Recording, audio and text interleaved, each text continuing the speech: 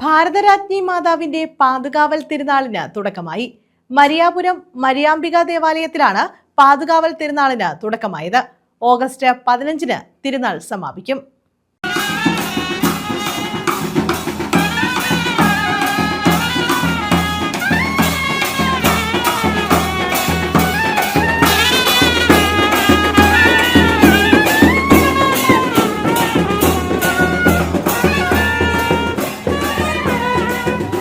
മരിയാപുരം മരിയാംബിക ദേവാലയത്തിലാണ് ഭാരതരാജ്ഞി മാതാവിന്റെ പാതുകാവൽ തിരുനാൾ മഹോത്സവത്തിന് തുടക്കമായത്.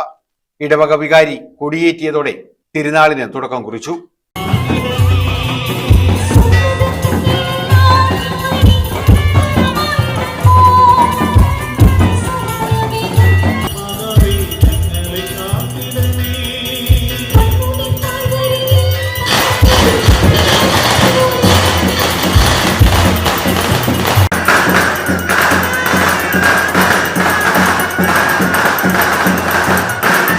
സമാരംഭ ദിവ്യബലിക്ക് ഫാദർ ജോർജ് സെബാസ്റ്റ്യൻ മുഖ്യ കാർമ്മികത്വം വഹിച്ചു.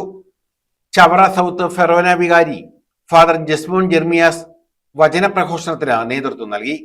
14-ന് ആഘോഷമായ തിരുനാൾ വേസ്പര പ്രദക്ഷിണം നടക്കും. 15-ന് ആഘോഷമായ തിരുനാൾ സമൂഹ ബലിക്ക് പുനലൂർ രൂപത വികാരി ജനറൽ സെബാസ്റ്റ്യൻ വാസ് മുഖ്യ കാർമ്മികത്വം വഹിക്കും.